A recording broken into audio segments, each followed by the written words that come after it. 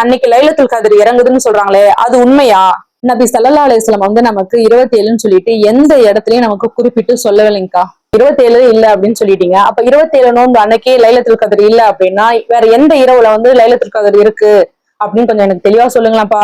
ரமலானுடைய கடைசி இறுதி பத்துகள்ல வந்து ஒற்றைப்படை இரவுகள்ல நீங்க லைலத்துல் கத்ரை தேடிக்கொள்ளுங்கள்னு சொல்லிட்டு நபி ஸல்லல்லாஹு அலைஹி வஸல்லம் அவங்க நமக்கு சொல்லியிருக்காங்கக்கா.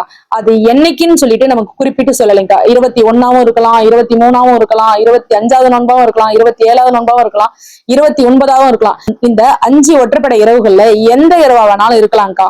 சரி ஃபாத்திமா, லைலத்துல் கத்ர் இரவு இறங்குறதுக்கு உண்டான அடையாளம் ஏதாச்சும் நமக்கு சொல்லப்பட்டிருக்காப்பா? நபி ஸல்லல்லாஹு அலைஹி வஸல்லம் அவங்க சொல்லியிருக்காங்கக்கா.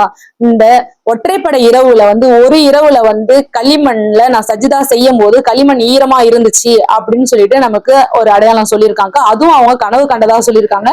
அந்த கனவும் நிறைவேறினதா சஹாபாக்கள் நமக்கு சொல்லியிருக்காங்கக்கா. அப்படின்னா நீங்க என்னன்னு பாத்தீங்கன்னா ஒற்றைப்படை இரவுல இன்ஷா அல்லாஹ் மழை வரும் அப்படின்னு சொல்லிட்டு சொல்லியிருக்காங்கக்கா. சரி ஃபாத்திமா, நீ வந்து இப்ப சொல்லிட்ட இந்த 7 ஒற்றைப்படை இரவுகள்லதான் வந்து லைலத்துல் கத்ர் இறங்கும் அப்படின்னு சொல்லிட்டு, அந்த லைலத்துல் கத்ர் இரவுக்கு அப்படி என்னப்பா சிறப்பு இருக்கு? அதையும் சொல்லிடுமா. லைலத்துல் கத்ர்ல என்ன சிறப்பு இருக்குன்னு கேட்டீங்கன்னா, இந்த லைலத்துல் கத்ர் இரவுல தானக்கா வந்து நமக்கு குர்ஆன் வந்து இறக்கப்பட்டது. அது மட்டும் இல்லாம இந்த 10 இரவுகளும் வந்து கண்ணியமிக்க இரவுகளுங்கக்கா. அது மட்டும் இல்லைங்கக்கா, அந்த இரவு கண்ணியமிக்க இரவு 1000 மாதங்களை விட மேலானதாகும் சொல்லிட்டு நபி ஸல்லல்லாஹு அலைஹி வஸல்லம் அவங்க நமக்கு சொல்லியிருக்காங்கக்கா.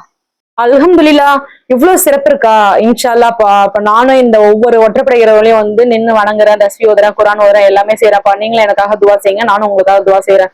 அஸ்ஸலாமு அலைக்கும் வரஹ்மத்துல்லாஹி வபரகாத்துஹு.